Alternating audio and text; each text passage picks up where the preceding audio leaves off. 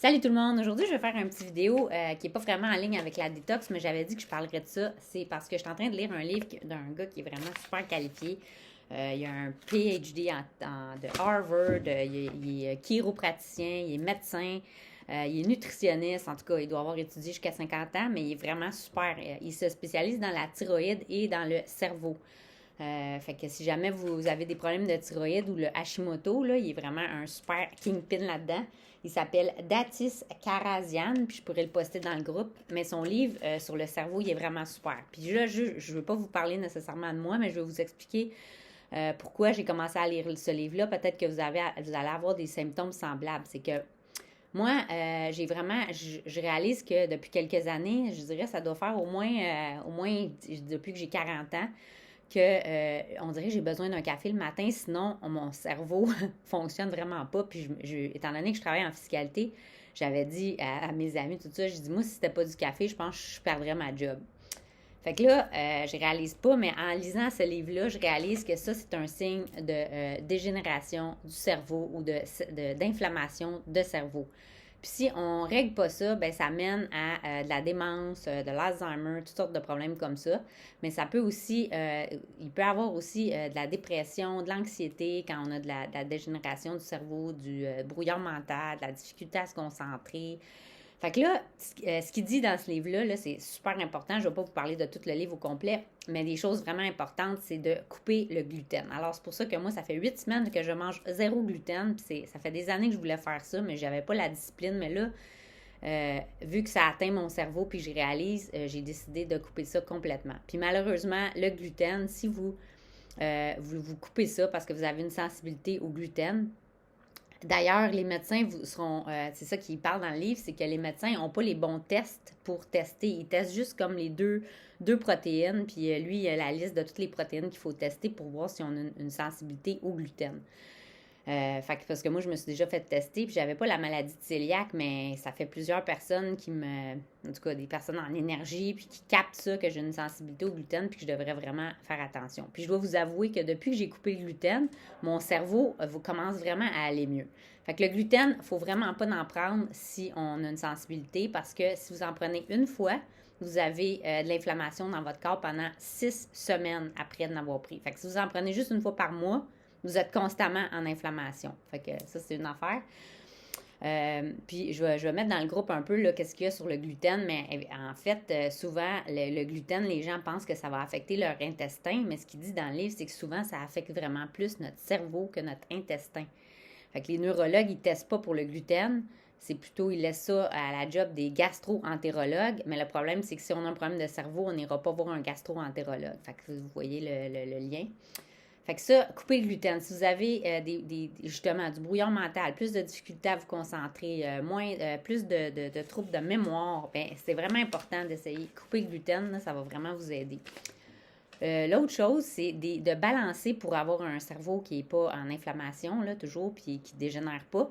C'est d'essayer de maintenir notre sucre dans le sang, notre glycémie. Les gens là, qui mangent du sucre raffiné souvent, ou ils mangent un gros plat, une grosse assiette de pâtes, ou qui ne mangent pas de la journée, puis là, ils mangent un gros souper, ça, c'est super mauvais pour justement la glycémie. Essayez de manger au courant de la journée, à toutes les, je dirais, 3-4 heures, une collation avec des bons gras, protéines et glucides, une combinaison des trois. Comme ça, votre glycémie, elle ne fait jamais comme un down puis un up après. Ça, c'est super important. Puis il recommandait des suppléments pour ça, si jamais vous avez justement de l'hypoglycémie ou de l'hyperglycémie. Le CoQ10, CoQ10, le chromium et l'inositol. Une autre affaire qui est vraiment bonne, c'est l'huile essentielle de cannelle. Fait que si vous voulez ajouter de la cannelle dans vos affaires. Mais moi, j'avais de l'hypoglycémie avant parce que quand j'étais plus jeune, je mangeais du sucre, souvent du sucre. Puis c'est vraiment la meilleure façon de régler ça, l'hypoglycémie, c'est d'arrêter de manger du sucre raffiné. Fait que ça, c'est une autre chose. L'autre chose que moi, je trouvais super intéressante, c'est manque d'oxygénation dans le cerveau. Et ça arrive à vraiment beaucoup de gens. Il disait les signes de quand on a justement pas une bonne oxygénation du cerveau, c'est quand on a toujours les mains gelées, les pieds gelés, ceux qui ont le nez gelé. Si ça vous arrive, ça veut dire qu'il y a bien des bonnes chances que vous allez avoir un manque d'oxygène au cerveau aussi. Parce que quand on a les mains gelées puis les pieds gelés, c'est parce qu'on n'a pas une bonne circulation. Puis le sang, l'oxygène ne se rend pas dans nos doigts et nos pieds. Puis il dit qu'à 99%, si ça nous arrive, ça veut dire qu'on n'a pas une bonne oxygénation de notre cerveau. L'autre chose, c'est quand si on a une faible endurance de notre cerveau, un pauvre focus, concentration, s'il faut faire de l'exercice ou boire du café pour être capable de se concentrer, moi ça c'était moi. Aussi, il disait, une autre chose, c'est que si vous avez du fungus sur vos ongles, ça c'est un autre signe, parce que justement, le sang ne se rend pas, fait qu'il n'est pas capable de combattre les champignons là, sur les ongles. Si vous faut que vous portiez des bas la nuit, parce que vous avez trop les pieds gelés, vous n'êtes pas capable de vous endormir. Si vous avez des petits cuticules comme ça, blancs au lieu de rose, ça c'est un autre signe. Puis le nez gelé. Bon, fait que si vous avez ces problèmes-là, ça veut dire que vous avez vraiment un manque d'oxygénation au cerveau qui va vous créer de la dégénération du cerveau à long terme. Puis moi, il recommande pas mal de suppléments pour ça, pour les gens qui ont ça.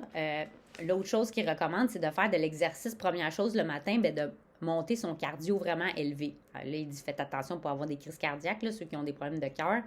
Mais c'est vraiment important, comme juste de la marche, ça ne serait pas suffisant pour oxygéner le cerveau. Mais c'est sûr que c'est mieux de marcher qu'à rien faire.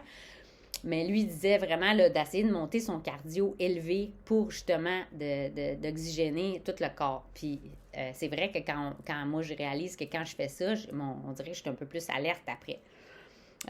Moi, j'ai acheté personnellement le Ginkgo biloba que je prends tous les jours pour le cerveau. Ça, il recommande, ça, c'est super bon d'en prendre un par jour. Puis l'autre chose qui est vraiment bon pour justement oxygéner le cerveau, c'est le Vimpo 15. Fait que moi, j'ai acheté ces deux-là, mais il y en a il y en a d'autres aussi. Il y a le Feverfew, l'extrait de Feverfew. Bon, je ne sais pas comment ça s'appelle en français. Aussi le Butcher's Broom Extract. Puis je pourrais vous trouver les noms en français. Puis il y avait le Ginkgo biloba puis le Vimpo Cetin. Ça, c'est les deux que je vous ai montrés. Puis la dernière chose qui causait un problème de dégénération du cerveau, c'était la perméabilité intestinale. Puis ça, on en a parlé dans notre détox. Fait que c'est vraiment là, important d'essayer de voir à notre intestin si vous voulez que votre cerveau se tienne bien longtemps.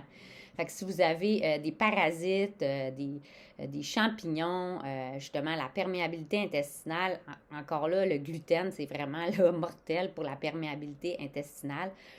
Fait que si jamais vous avez des questions puis vous êtes plus intéressé à en savoir plus là-dessus, bien, vous avez juste à me contacter puis ça va vraiment me faire plaisir de faire les recherches parce que ce livre-là, il est immense puis il y a plein d'affaires dedans. Puis je sais pas jusqu'à quel point vous étiez intéressé à savoir ça. Mais une autre affaire qui est vraiment bonne pour la perméabilité intestinale des suppléments, c'est les probiotiques. Fait que moi, je continue avec ça après la détox, c'est certain. Et la glutamine, la L-glutamine. Si vous avez... vous pouvez prendre aussi du bouillon d'os. Des fois, ils vendent ça dans des petits cartons. Là. C'est comme des petits cartons de lait là, sur les étagères, mais il y en a que c'est du bouillon d'os. Puis ça, c'est super bon. En plus, il y a plein de protéines là-dedans. C'est super bon pour guérir notre intestin qui est souvent irrité avec toutes les affaires qu'on mange, la malbouffe. Alors, c'est ça. Sur ce, bonne journée!